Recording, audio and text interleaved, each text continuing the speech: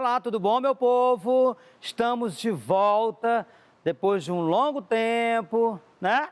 Assim, nós estamos aí na nossa aula de aula, professor e aluno, mas aqui na TV, estamos voltando agora. Graças a Deus que podemos alcançar vocês aí na casa de vocês, nem todos conseguem ter acesso à internet, enfim, essas questões que nós sabemos que existem, né? Mas que estamos resolvendo mais uma vez com essas aulas que chegam aí no conforto da sua casa. Eu sou o professor Vitorino Rodrigues, trabalho com a disciplina de língua portuguesa para o 8º ano. Por favor, separe seu material aí, caderno, lápis, caneta, tudo, para acompanhar com cuidado nossa aula de hoje, tá bom? E vamos sem moleza, bora, bora, bora. Vai dar certo. Então é o seguinte, meu povo, que habilidade vamos trabalhar hoje? O que vamos exercitar? Bom, identificar em textos narrativos a situação inicial, o conflito gerador, o clímax e o desfecho. Nós já estudamos, com certeza, no 7º ano, essa estrutura de enredo. Então, vamos relembrá-la aqui, o que significa cada uma delas e vamos principalmente aplicar, identificar na crônica, que é o gênero da semana. Tudo bom? Então, vamos continuar. Vamos seguir. Antes de qualquer coisa, vamos relembrar crônicas. Vocês lembram? É texto do tipo longo ou curto, a crônica? Curto. São textos rápidos. Muitas vezes são próximas até das notícias, porque trazem muitos acontecimentos cotidianos, quase que algo que aconteceu ali de fato. Aí pode ser crônica futebolística, crônica narrativa, crônicas de várias ordens, de vários tipos, tá bom? De acordo com o tema que ela aborda. Texto narrativo ou informativo? Bom, eu disse que se aproxima da notícia, mas a função principal da crônica não é informar. Até porque a maioria das crônicas, as que lemos, elas são de ficção, são ficcionais, então não vai informar. Então, por isso mesmo, ela é narrativa, vai contar histórias. Histórias que acontecem no cotidiano, se não são reais, mas poderiam ser de tão comuns que são aquelas situações. Trata-se de temas científicos ou do cotidiano? Opa, já respondi essa pergunta. Você prestou atenção? Se ligou? Ah, bom, é um assunto do cotidiano, né? São coisas como uma feira, né? Acontece na feira, no ônibus, acontece, sei lá, na escola, na sala de aula, uma briguinha entre alunos, uma disputa por uma cadeira. Tem aquele aluno, vocês, com certeza, não é o caso de vocês, eu tenho certeza que não. Mas tem um coleguinha que marca aquela cadeira, alguém chega primeiro e pega, essa cadeira é minha, esse lugar é meu. Isso tudo pode gerar uma crônica. Então são coisas do dia a dia, do nosso convívio, da nossa convivência, né? Tá? Na nossa vivência. Apresenta linguagem rebuscada, complicada, difícil, ou é uma linguagem simples? Ora, se eu trago coisas do cotidiano, personagens comuns do dia a dia, numa situação informal, então naturalmente que a linguagem também vai ser simples, ok? Relembraram tudo direitinho? Podemos prosseguir? Bom, então vamos lá. Relembrando as características de crônica, primeira, narrativa curta, com poucos personagens. Tá? Nós percebemos, à medida que formos ler, nós leremos algumas crônicas aqui ao longo da semana, hoje, leremos uma amanhã, outra, sexta-feira, outra, tudo isso aqui só comigo, né? Ainda tem a professora Andressa que vai chegar aí na quinta-feira. Então, vocês perceberão ao longo das aulas que serão situações ali bem curtinhas e com poucos personagens. Tom leve, podendo ter certo toque de humor, é uma característica comum. Como é um texto praticamente assim, do cotidiano, do dia a dia, então eles são mais leves. A preocupação é ser um texto leve, assim, digerir rapidamente, não precisa refletir, não tem nada muito psicológico que você precisa, né? Não.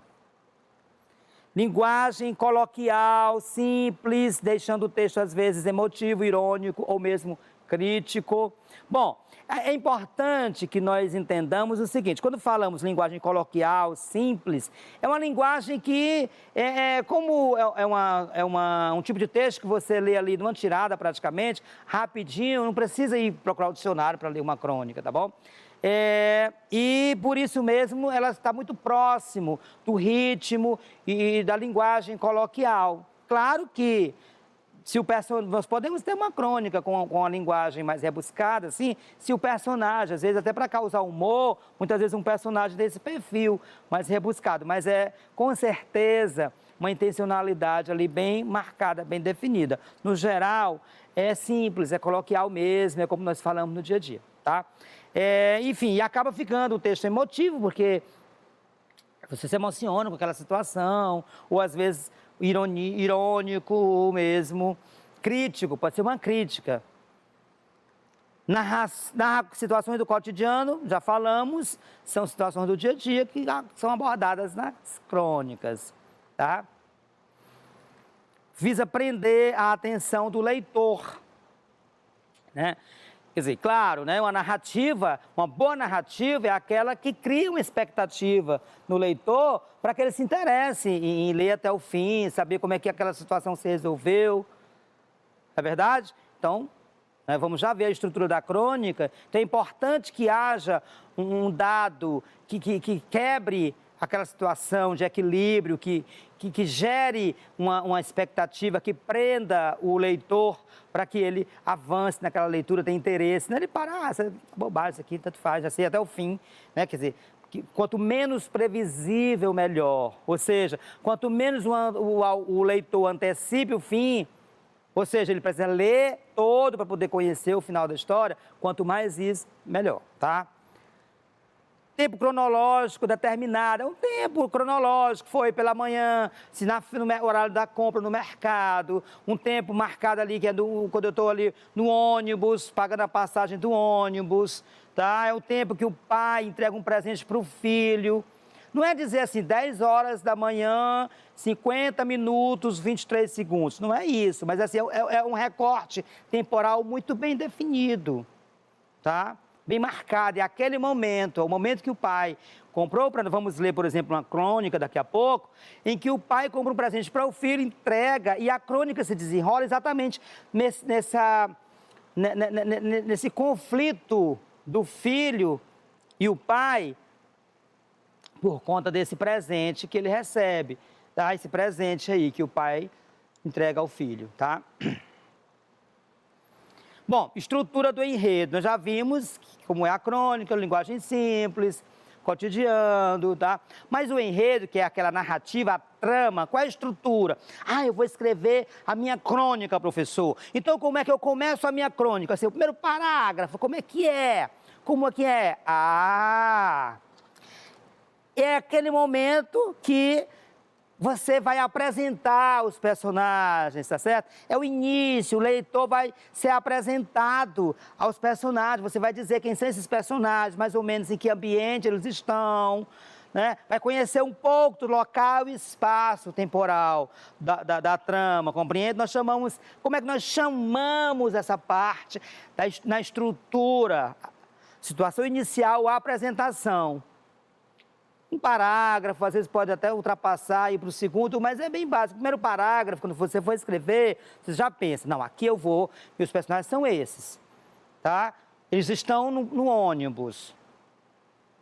Enfim, então você já, para o leitor já identificar, já saber sobre quem ele é essa história, bacana? Depois nós temos, nessa parte da narrativa, algo acontece, gerando um conflito, criando um problema a ser solucionado ao longo da narrativa. Então, assim, aqui, observe, uma relação pai e filho, o filho está brincando videogame, o pai chega do trabalho, vai entregar um presente, né? Esse presente lá é uma bola, já estou antecipando para vocês.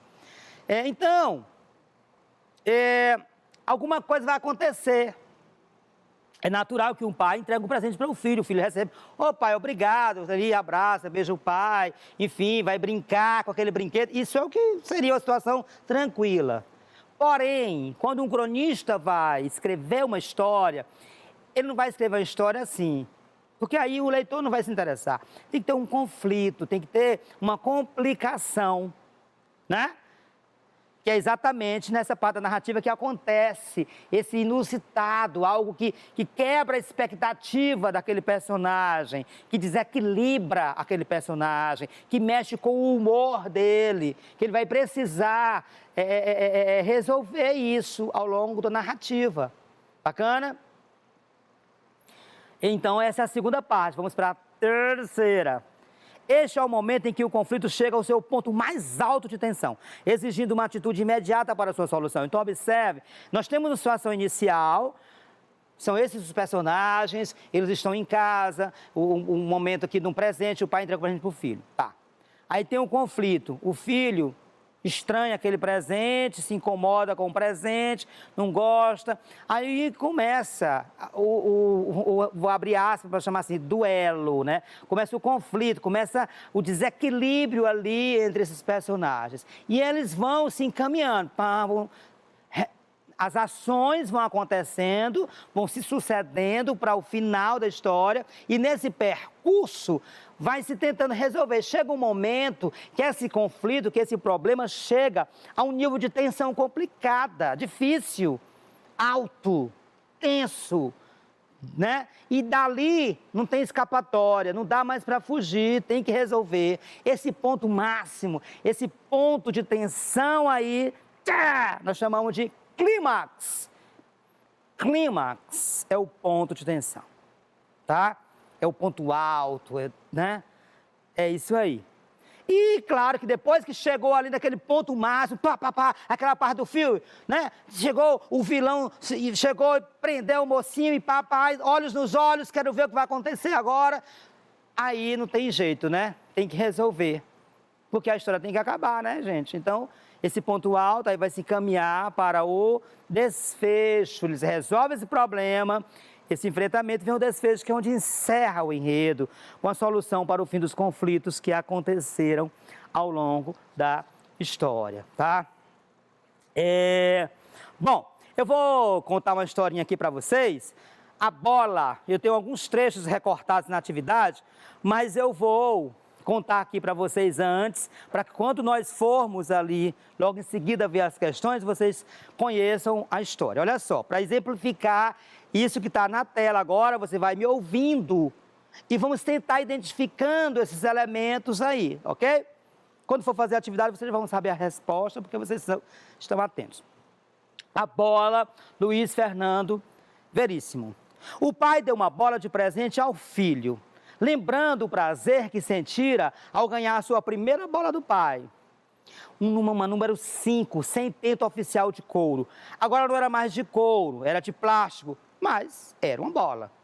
O garoto agradeceu, desembrulhou a bola e disse, legal. Ou o que os garotos dizem hoje em dia quando gostam do presente ou não querem magoar o velho. Depois começou a girar a bola à procura de alguma coisa. Como é que liga? Perguntou. Como é que liga? Não se liga. O garoto procurou dentro do papel de embrulho. Não tem manual de instrução? O pai começou a desanimar e a pensar que os tempos são outros, que os tempos são decididamente outros. Não precisa manual de instrução. O que ela faz? Ela não faz nada, você é que faz coisas com ela. O quê? Controla, chuta. Ah, então é uma bola.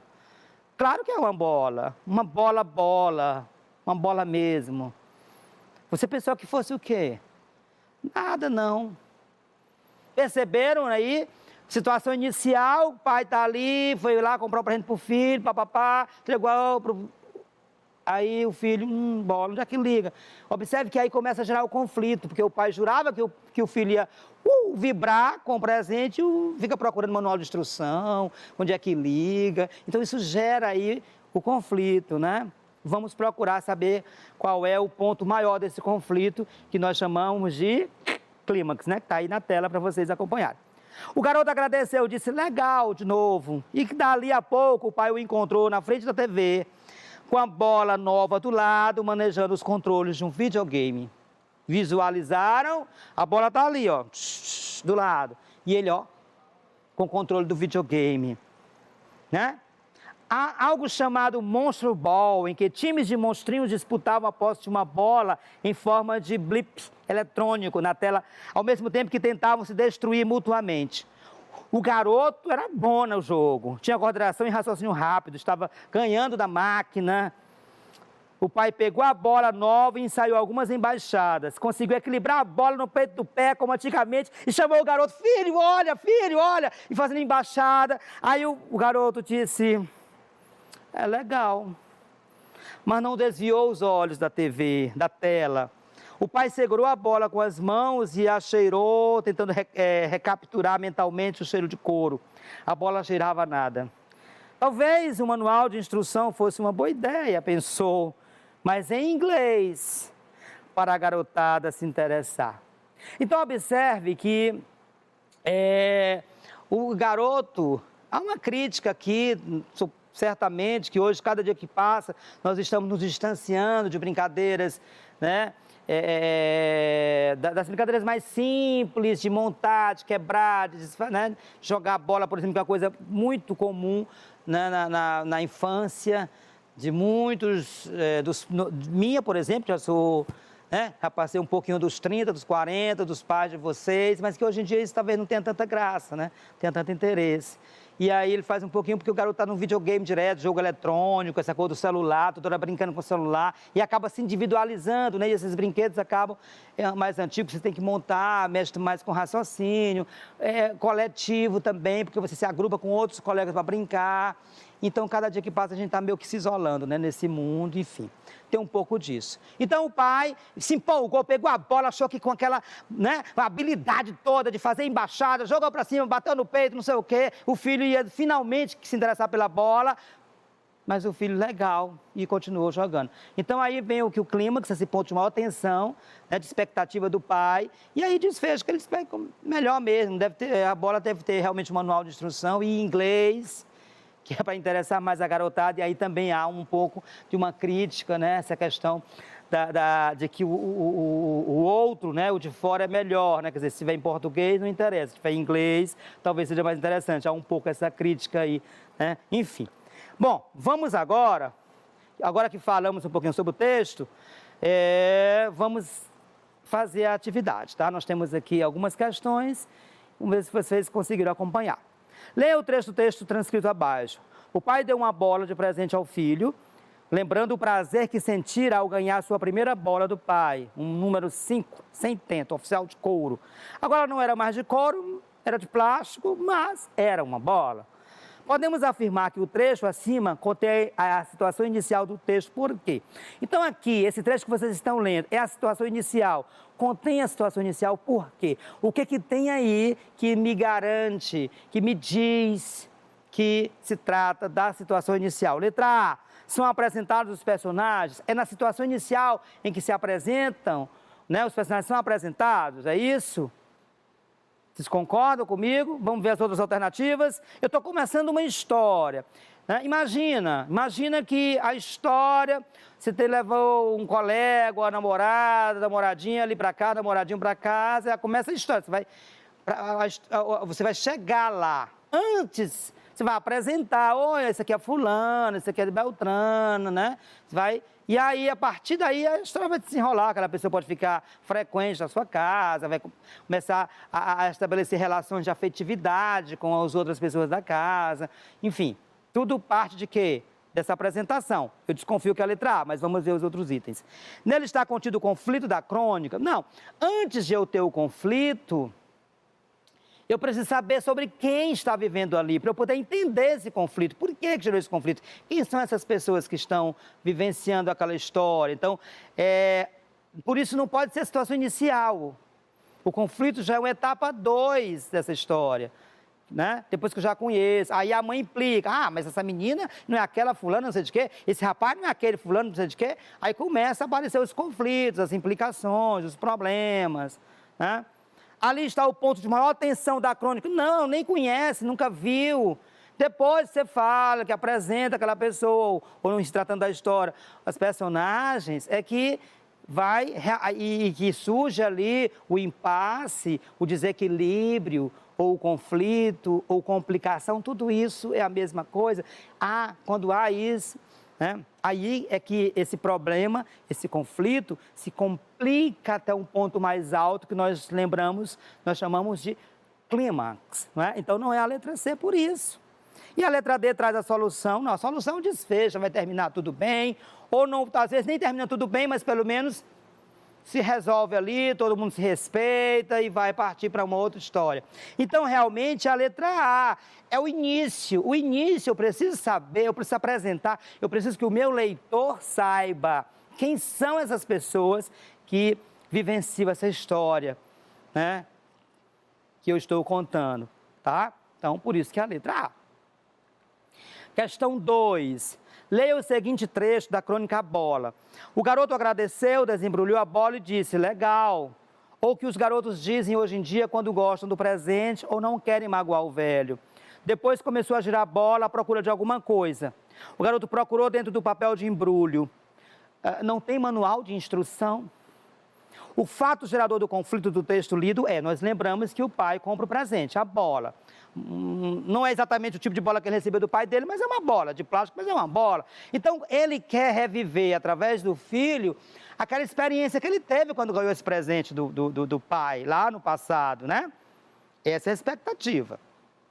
Agora, cumpriu-se essa expectativa? Não. Gerou um conflito, apareceu um problema aí nessa história. E qual foi esse problema? Né? O fato gerador do conflito do texto aí, qual foi? A reação animadora do filho ao receber a bola do pai, o filho ficou, vou brincar agora, vou chamar meus coleguinhas, vou jogar, vou brincar e tal, foi isso? Não, vocês lembram que o filho estava no videogame, não desligou dali, quando pegou a bola ficou assim, tem manual de instrução, como é que monta, enfim, né? Então não é a letra A. O filho não se interessar pela bola ganhada do pai, aí eu desconfio, porque se o pai vinha numa expectativa, quando o filho pegou,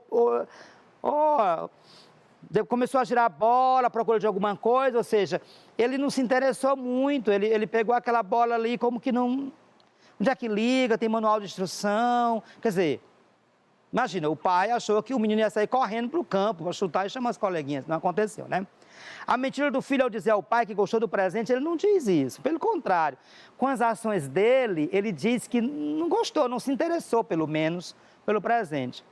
O filho precisar de um manual de instrução para usar a bola, olha, e aí,